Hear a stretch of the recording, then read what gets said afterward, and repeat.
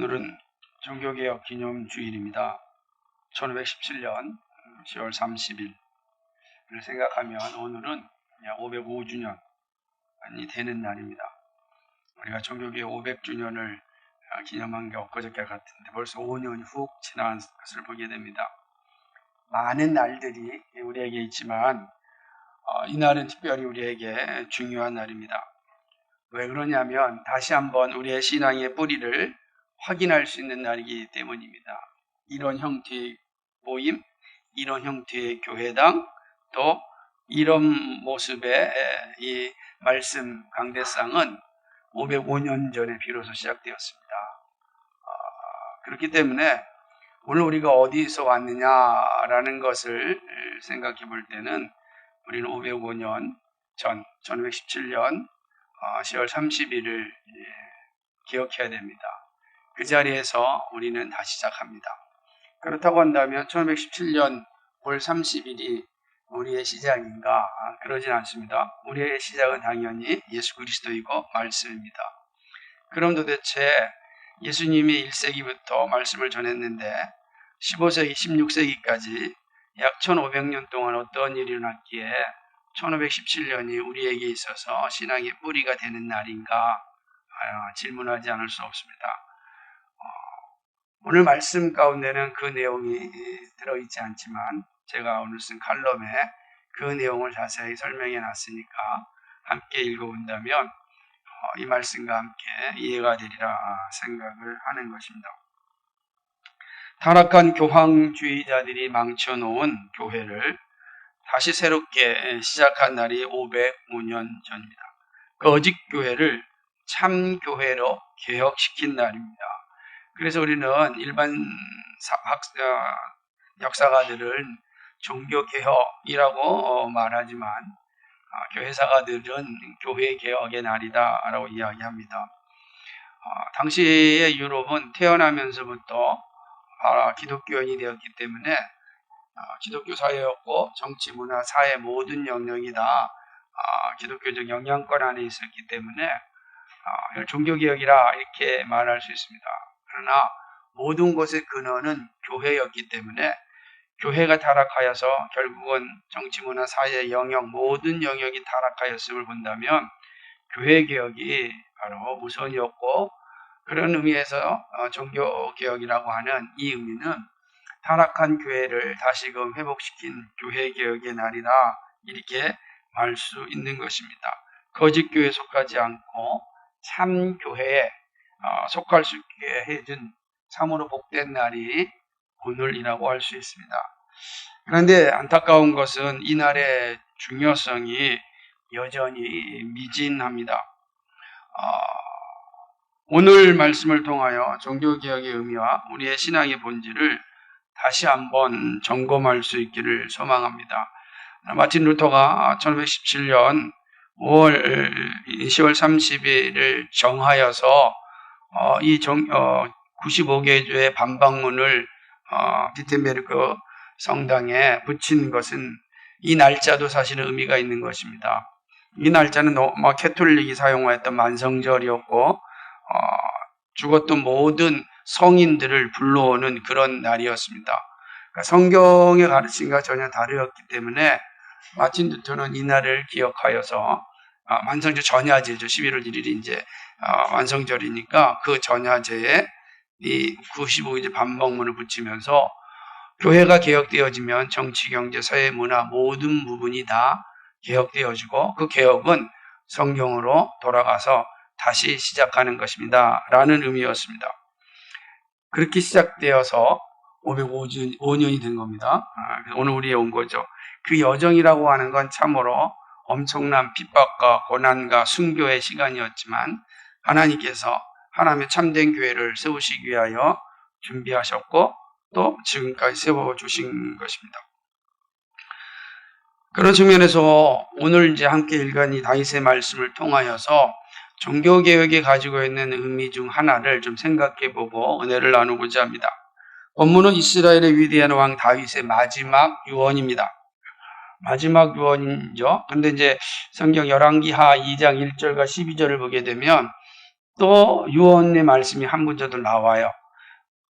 물론 내용상으로는 큰 차이가 없지만 두 개의 이제 마지막 유언이 있습니다. 어느 것이 먼저냐, 어느 것이 나중이냐라고 하는 논쟁도 있지만, 그러나 저는 이 두 본문의 유언을 볼 때 이렇게 구별합니다. 오늘 우리가 살펴보는 사무엘하 23장 1절과 2절은 공적인 유언입니다. 그러니까 이스라엘 백성들 앞에서 하는 이 다윗의 공적인 유언이라면, 열왕기하 2장 1절로부터 12절에 있는 유언은 솔로몬에게 하는 개인적인 유언이라 이렇게 할 수 있습니다. 그래서 유언은 두 개인데 내용도 동일하지만은, 그러나 이 23장이 중요한 이유는 이 다윗이 이제 자신의 생애를 마무리하면서 공적으로 유언을 남기고 있는 말씀이기 때문에 그런 것입니다. 다윗은 인생의 마지막에 다다른 시점에 노래로 이 자신의 유언을 고백하였습니다. 우리가 이제 이 1절과 2절만 살펴보았지만은 사실 1절부터 7절까지가 하나의 유언이고 노래입니다. 그래서 7절까지가 이제 다윗의 유언이라고 이제 볼 수가 있습니다. 역사의 현장에서 퇴장하고 새로운 시대를 맞이하는 노래입니다. 그렇기 때문에 이 노래는 매우 장엄합니다. 다윗은 자신이 살았던 그 파란만장한 인생 누구보다도 잘 알고 있습니다. 자신이 친히 다 경험하였고 또 당하였던 과정이었습니다. 그 과정을 이제 다 마치고 자신도 이제 이 땅에서 삶을 마감해야 됩니다. 하나님의 부르심이 가까이 왔음을 다윗은 알고 있었습니다. 그래서 그는 이제 마지막 시점에 앞둬서 자신의 고백을 온 백성 앞에 이제 공포하는 겁니다. 이게 얼마나 의미 있는지 모릅니다. 사실 이제 교회사를 보게 되면 그리스도인들은 항상 이러한 유언을 통하여서 믿음을 전수하였던 그러한 문화가 있었습니다. 우리는 이제 그러지 못하고 이 질병이 걸리면 바로 병원 가서 이렇게 치료하는, 그래서 또 나올 수 있다라는 생각 때문에 자신의 마지막을 다 정리해서 믿음으로 남겨놓는 일이 없지만, 그러나 이 성경의 가르침에 따라 이러한 일들이 이제 자연스럽게 있었던 걸 보게 됩니다. 다윗 역시 이제 공적인 자신의 유언을 남김으로 자신의 신앙을 대를 이어서 남겨주고 있는 것을 보게 되는 것입니다. 그렇기 때문에 오늘 우리가 읽은 23장 1절, 7절, 또 1절, 2절을 보면 가벼운 노래가 아니라 매우 장엄한 그런 노래인 것입니다. 단 한마디의 말에도 신중합니다. 다윗은 자신의 말이 성령의 영감으로 되었음을 노래합니다. 뒤에 가서 잠시 살펴보겠지만 다윗의 노래는 곧 선지자의 선포와 같은 것입니다. 2절의 말씀처럼 여호와의 영, 즉 성령이 자신을 통하여 하신 말씀입니다. 그러므로 이 노래는 성령 하나님께서 다윗의 입술을 통하여서 고백해 하셨다라고 볼 수 있습니다. 그러므로 이 노래 전체는 매우 강렬한 의미를 가지고 있습니다. 사실은 이 노래는 자신의 대를 이을 솔로몬을 향하는 말씀이지만 궁극적으로는 예수 그리스도를 향하는 그런 말씀이기 때문에 그렇습니다. 그 가운데 1절은 다윗의 인생 고백이라 할 수 있습니다. 짧은 한 절에 다윗의 온전한 고백을 볼 수 있습니다. 되게 중요한 한 절입니다. 다윗의 고백은 한마디로 이야기한다면 오직 하나님의 은혜입니다. 이것이 인생의 마지막에 노래한 고백입니다. 여러분, 여러분의 인생을 마무리할 때 한마디로 어떻게 남기고 싶겠습니까? 다윗은 자신의 인생을 마무리하면서 남긴 한마디 고백이 하나님의 은혜라, 하나님의 은혜였습니다 라는 고백입니다. 오직 하나님의 주권에 의하여 이루어진 사건이 자신의 인생이었다라고 고백을 합니다. 그 고백을 하나씩 살펴봅시다. 첫째로 이렇게 이야기합니다. 나는 이새의 아들 다윗이라 표현합니다. 이새의 아들 다윗. 이 마지막 말을 시작하면서 나는 이새의 아들 다윗입니다 라고 고백하죠. 이 장엄한 이야기 속에 이렇게 시작을 합니다. 이새의 아들이란 말에는 자신의 신분이 잘 드러나 있습니다. 이새의 집안은 아주 엘리트 집안이 아닙니다. 목동의 집안이죠. 목동입니다. 물론 이스라엘 전체가 다 목동을 양을과 염소를 기르는 일들이 주 업이었기 때문에 모든 집이 다 그랬듯이 이 이새의 집안도 마찬가지였습니다. 다윗은 어린 시절부터 목동으로 살았습니다.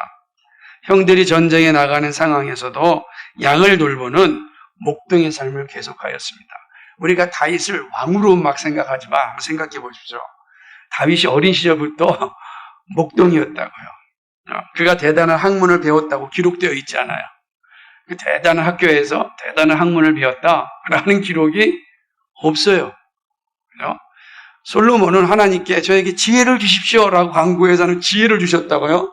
그리고 솔로몬이 왕으로 될 때는 이미 주변에 쟁쟁한 교사 그룹이 있어가지고 다 가르쳤단 말이에요. 근데 다윗은 어린 시절부터 목동이었습니다. 성경 어디에도 다윗이 누구를 통하여 공부를 하였다는 내용이 없어요. 나온 내용이 뭐죠? 어린 시절부터 들에 나가서 양을 치는 목자였어요.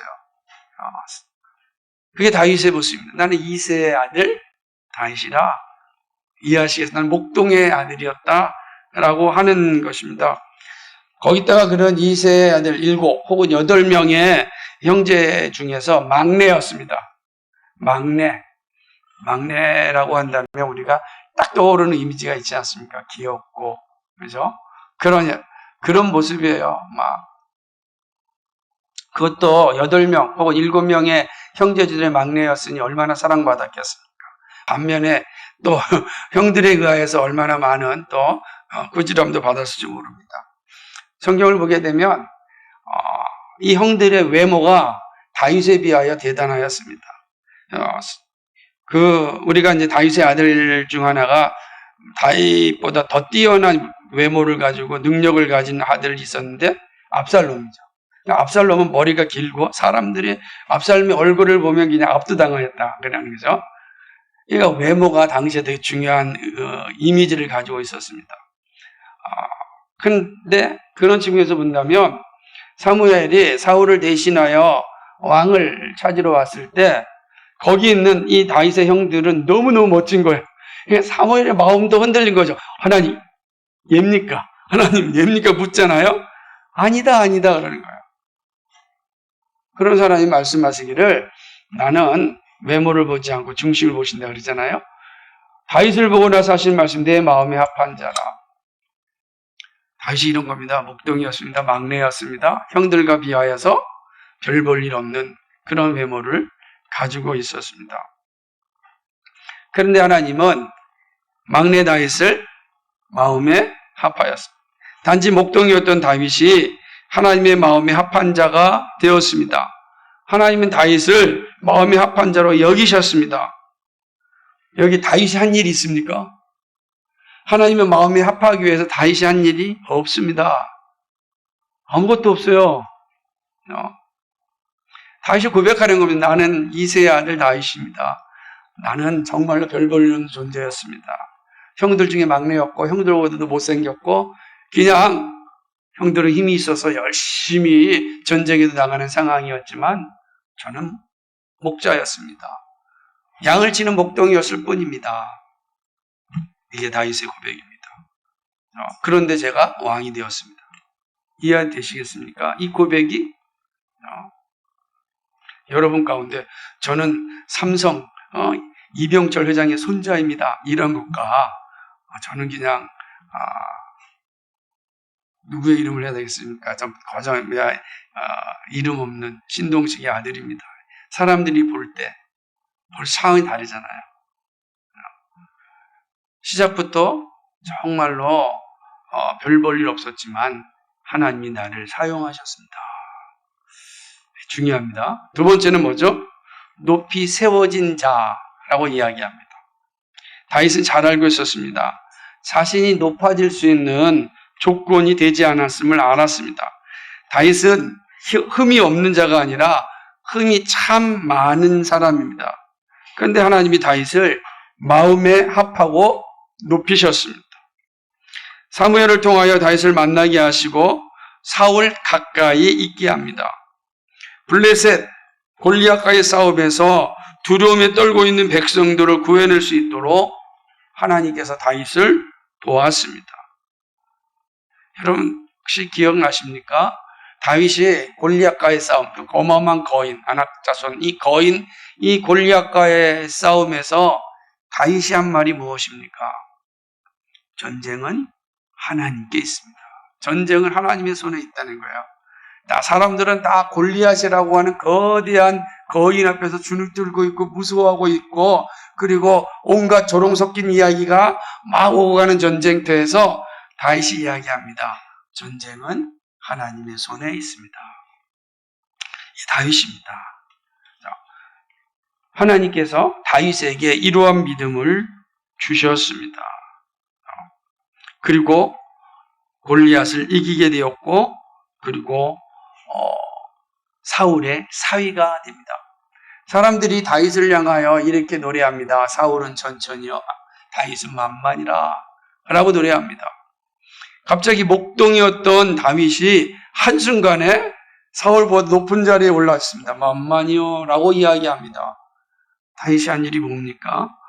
물맷돌을 던진 것밖에 없어요. 전쟁은 여호와의 손에 있습니다라고 던졌어요. 하나님이 다윗을 사용하셨습니다. 그래서 다윗을 높인 거예요. 그러니까 다윗이 너무나 잘 알고 있는 겁니다. 내가 한 게 없잖아요.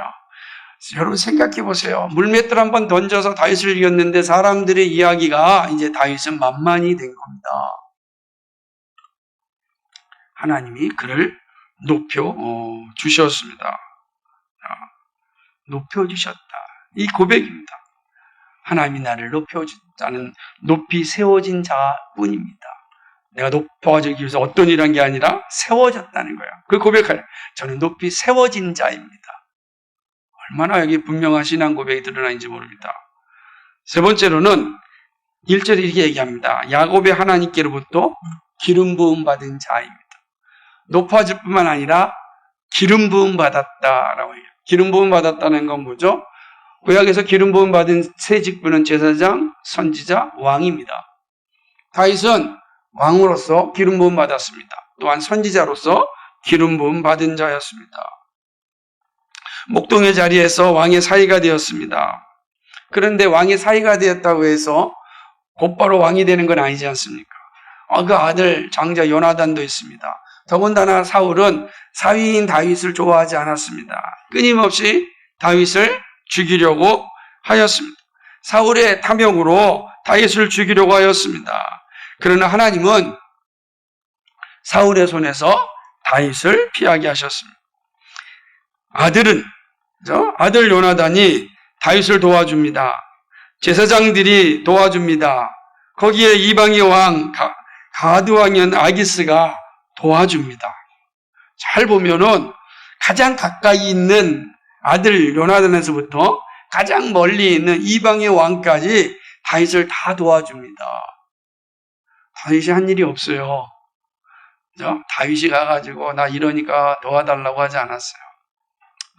있는 그대로 자신의 모습을 두었을 때 하나님께서 다윗을 지켜주셨습니다. 그리고 마침내 헤브론에서 왕으로 세움을 받고, 그리고 다시금 예루살렘으로 와서 통일 이스라엘의 왕이 됩니다. 다윗은 야곱의 하나님, 즉 언약하신 대로 성취하시는 하나님에게 기름 부음 받습니다. 야곱의 하나님께로부터 자신의 언약 가운데 이루어진 하나님의 적통입니다라는 고백이에요. 자기가 잘한 게 없어요. 하나님께서 나를 이렇게 지켜주시고 이렇게 도와주시고 이렇게 보호하여 주셔서 왕으로 기름 부어 주셨습니다 라는 것입니다.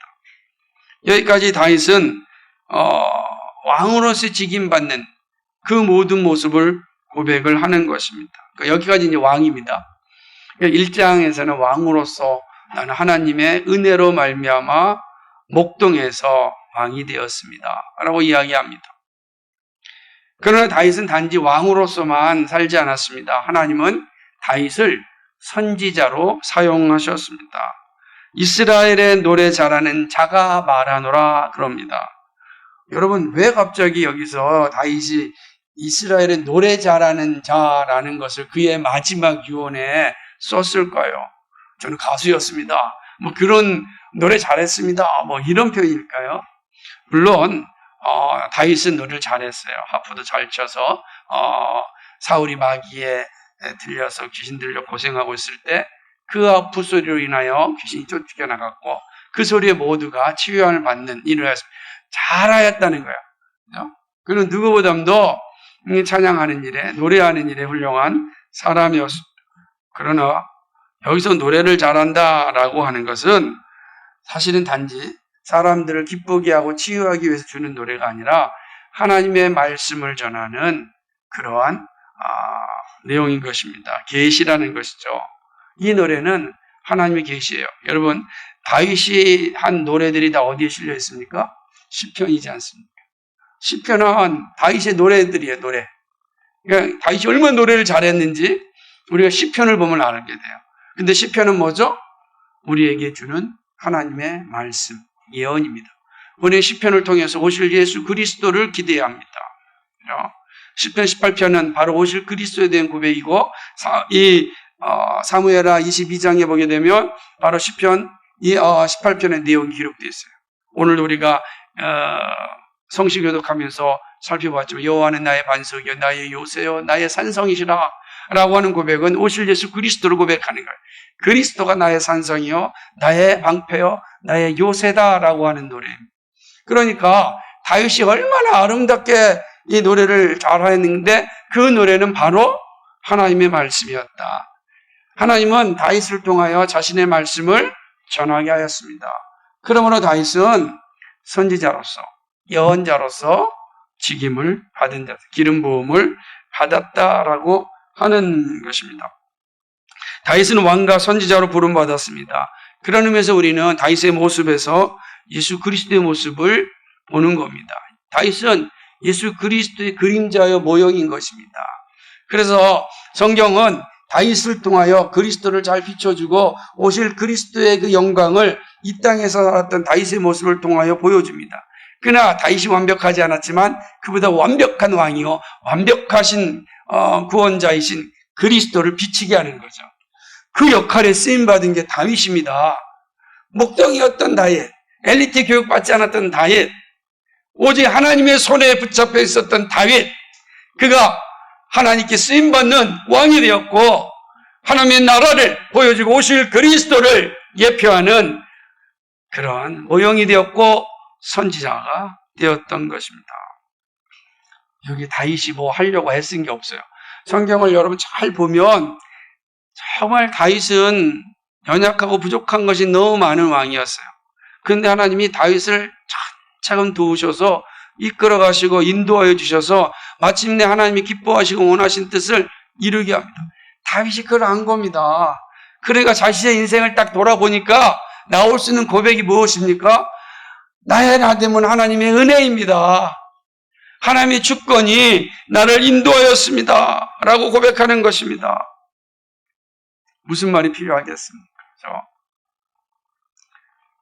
저는 이 말씀 앞에 참으로 숙연해 줄 수밖에 없습니다. 이게 위대한 왕 다윗, 그리스도의 모형이었던 다윗, 참 선지자였던 다윗이 한 고백입니다. 나의 나 된 것은 하나님의 은혜입니다. 그러기에 그의 모든 사도들의 한 고백이 뭐죠? 나의 나 된 것은 하나님의 은혜입니다. 라고 고백하는 것입니다. 다윗의 마지막 말을 통하여 말씀하신 하나님의 뜻을 아시겠습니까? 하나님은 다윗의 입술을 통하여 우리가 반드시 알고 있어야 할 바를 가르치십니다.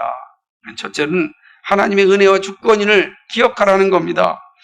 교회의 교회다움은 하나님의 은혜와 주권입니다. 신자의 신제다움은 하나님의 은혜와 주권입니다. 하나님은 은혜 받을 자에게 은혜를 주십니다. 은혜 받을 자는 하나님의 주권에 속합니다. 하나님의 은혜 받기에 합당한 사람은 이 땅에 아무도 없습니다. 그죠? 이제 이렇게 가는 거예요. 그러니까 하나님 은혜 받을 자에게 은혜를 주시는데 하나님의 은혜 받을 자격을 갖춘 자가 이 땅에 있습니까? 여러분 하나님의 은혜를 받을 만한 자격이 있습니까? 여러분의 한 주의 삶을 돌이켜 보십시오. 한 달의 삶을 돌이켜 보십시오. 지금까지의 삶을 돌이켜 보십시오. 하나님 은혜에 합당한 그런 자격을 갖추셨습니까? 저는 없습니다. 자, 어떻게 우리가 하나님의 은혜에 합당한 기준을 가질 수 있겠습니까? 거룩하고 흠이 없는 그 하나님의 기준에 합당할 자가 우리 가운데 없습니다. 우리는 얼마나 더럽고 추하고 정말로 부끄러운 존재인지 모릅니다. 조금만 시간이 나면 우리는 탐욕 속에 살고 싶어 하죠.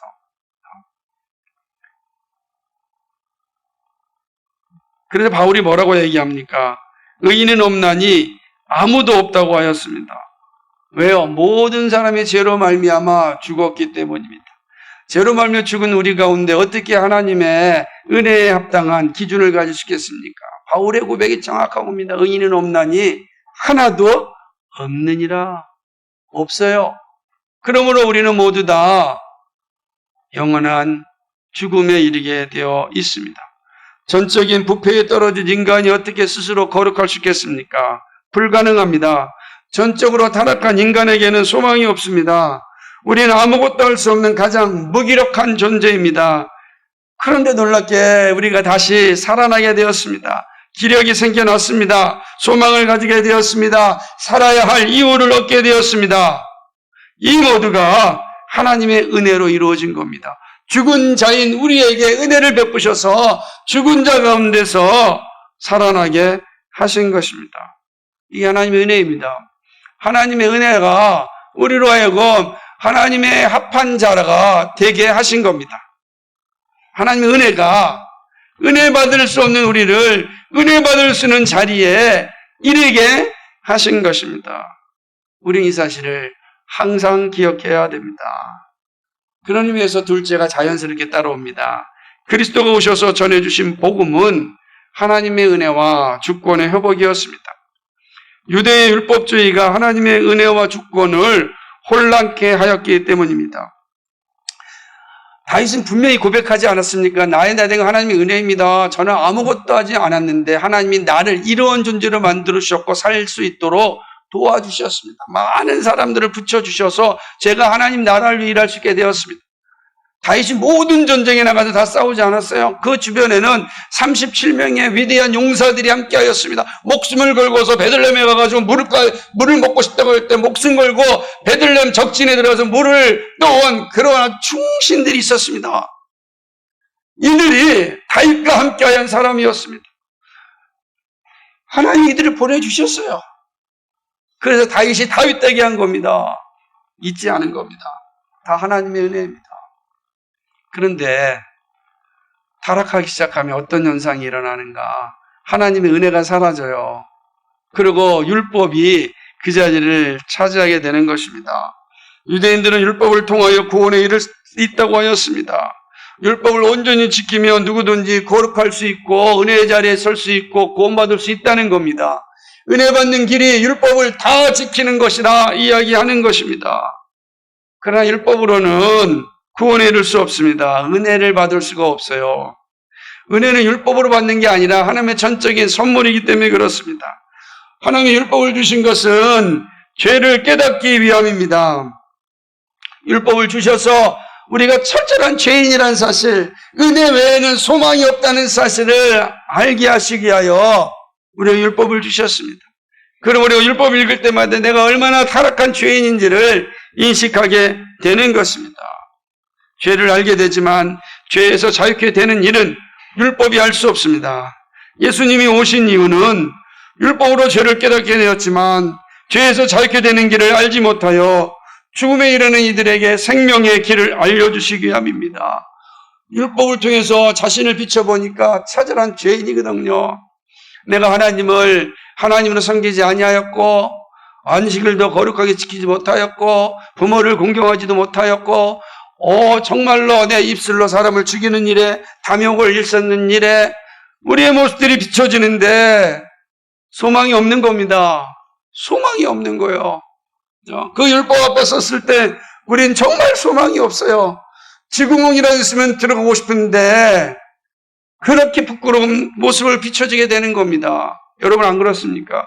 여러분 한번 저녁 때 눈을 감고 자세하게 여러분의 하루의 삶을 살펴보고 일주일의 삶을 돌이켜 보십시오. 정말 내가 거룩하고 정말로 경건한 삶을 살았는가? 하나님의 뜻에 합한 모습을 가지고 살았는가? 잘 떠오르지 않을 겁니다. 시기와 질투와 미움과 탐욕이 우리를 얼마나 압박했는지 모릅니다. 그런 가운데 살았던 자들입니다. 그걸 깨닫게 될 때 얼마나 괴롭겠습니까? 얼마나 힘들겠습니까? 얼마나 고통스럽겠습니까? 예수님은 그 모든 고통에서 해방하기 위하여, 그 고통에서 자유를 얻게 하시기 위하여 우리 가운데 오셨습니다. 예수님이 오셔서 하신 일이 뭡니까? 우리가 지금 모든 죄의 짐을 다 짊어지시고 십자가를 지신 것입니다. 예수님 십자가에서 온 인류, 나의 죄를 다 짊어지시고 율법의 요구를 담당하셨습니다. 율법이 우리에게 죄를 깨닫게 해줬고 너는 죄인이야 라고 하는 소리를 다 짊어지시고 죽으셨습니다. 그러므로 이제 누구든지 예수님을 믿으면 죄에서 자유케 되는 은혜를 누리게 되었습니다. 이것이 바로 복음의 능력입니다. 율법이 아닙니다. 십자가의 복음입니다. 자유와 해방에 이르는 길은 우리가 할 수 없습니다.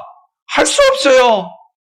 우리가 십자가를 질 수도 없고 십자가를 진다고 해도 우리의 죄를 씻을 수가 없는 것입니다. 우리는 날 때부터 죄인이었기 때문에 그렇습니다. 소망이 없는 거예요. 그런데 예수님께서 우리의 죄의 짐을 다 짊어지시고 저희 죽으셨습니다.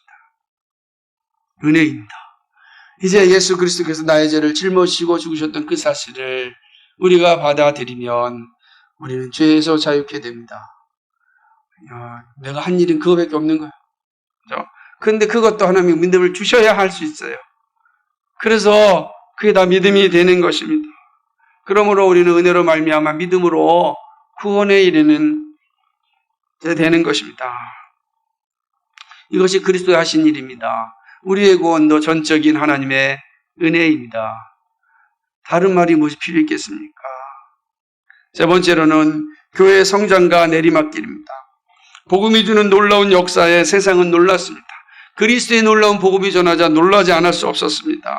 그리고 세상을 삼켜버릴 것 같은 상황에서 세상이 결정한 것은 교회를 없애는 일이었습니다. 초대교회가 예수님께서 복음을 전하자 복음의 놀라운 소식이 막 흩어졌습니다. 당시에 로마가 전 유럽을 지배하고 있을 때 그리스도의 복음이 증거되자 로마의 그 가장 꼭대기의 자리가 위태롭게 되는 겁니다. 그러니까 황제가 신이고 자신을 숭배하라고 하였는데 우리는 황제 숭배를 할 수가 없습니다. 그리스도만이 우리의 왕입니다. 그 이유는 그리스도가 우리의 주인이시기 때문입니다. 나의 나된 것은 하나님의 은혜인데 어찌 은혜를 버리고 우리가 다른 신을 섬길 수 있겠습니까? 그러자 다가온 것은 로마 황제들의 핍박이었습니다. 무시무시한 핍박이었습니다. 교회를 파괴하였습니다. 그러나 우리가 알고 있다시피 교회는 무너지지 않았습니다. 혹독한 시간을 초대교회가 이겨냈고 세워졌습니다. 어마어마한 고통 가운데 교회가 세워진 겁니다. 정말 놀라운 은혜가 초대교회였습니다. 이게 313년 전까지의 모습이에요. 정말 거룩한 교회가 비록 카타콤베라고 하는 동굴 속에서부터 유지되었지만 건강하고 거룩한 그리스도의 교회가 유지되었습니다. 핍박과 고난 가운데 세워진 교회였습니다. 하나님의 은혜가 강력하게 역사하자 고난 가운데 핍박 가운데도 교회가 세워졌습니다. 근데 313년에 콘스탄틴 대제에 따라서 밀라노 칙령으로 교회가 승인받기 시작합니다.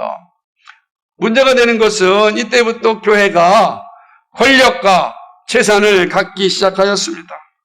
교회가 권력을 가지게 되면서 타락하였습니다. 십자가의 복음이 사라졌습니다. 십자가의 복음이 없어도 살만하거든요.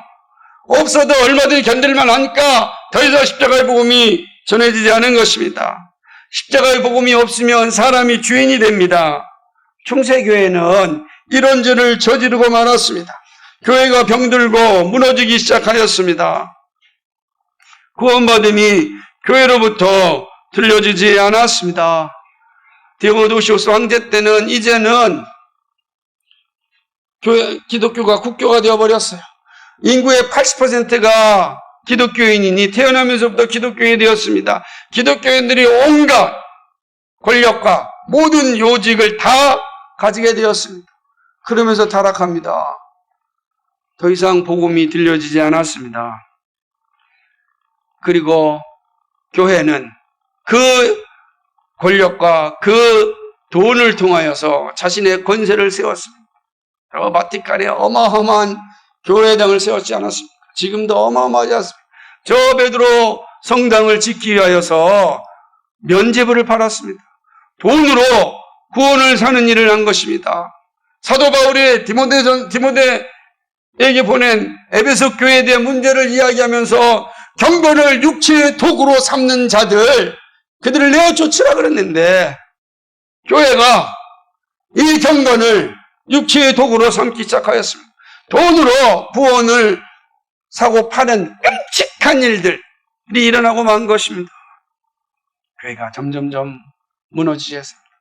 1000년 동안 교회가 이렇게 썩은 냄새가 진동하였습니다. 썩은 냄새가 진동하였어요. 1000년이란 시간이요. 그렇게 끔찍하게 지나간 거예요. 392년이 기독교 공인된 해예요. 끔찍하죠. 1000년 동안이 그렇게 썩은 냄새가 나왔습니다. 그때부터 믿음의 선배들은 참된 교회를 위하여 살았습니다. 그러나 권력과 돈에 맛본 교회는 참된 교회를 세우려고 하는 선배들을 잔인하게 죽였습니다. 로마 황제가 죽인 것보다 더 잔인하게 그들의 만행을 그대로 본받아서 교회가 그 일을 하였습니다. 로마 황제가 죽인 그 행위와 동일하게 교회가, 로마 캐톨릭 교회가 그 끔찍한 일을 하였습니다. 이제는 동굴에 살지 못하고 산속으로 들어가서 동굴에서 연명하며 살아야 됐습니다. 참된 교회를 지키기 위하여서 살았습니다. 유명한 암브로시우스, 어거스틴 같은 사람들이 참된 교회를 회복하려고 노력하였지만 그러나 교회는 듣지 않았습니다. 권력과 돈에 맛보니 더 이상 복음이 필요 없는 거예요. 교회를 세워야 될 이유가 사라진 것입니다. 그러니 교회로부터 구원이 선포되지 않습니다.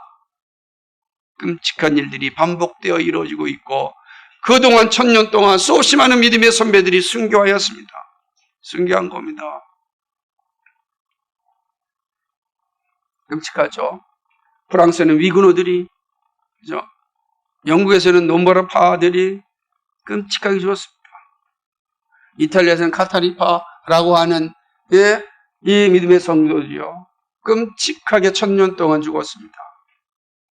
얼마나 잔인하면 죽인 사람들의 또 무덤을 파헤쳐서 그 뼈를 다시 화장을 하고 그냥 강가에 뿌리는 이런 만행도 교회가 저질렀습니다.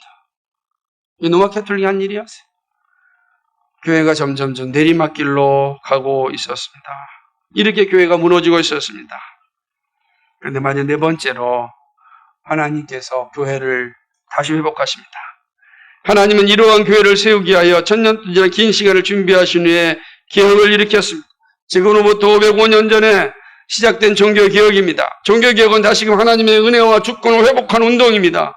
솔라그라티아를 외쳤습니다. 오직 하나님의 은혜, 이게 바로 종교개혁의 핵심입니다. 바울의 고백처럼 나의 나된 것은 하나님의 은혜입니다. 은혜 받을 때 은혜 받게 하심이 하나님의 주권입니다.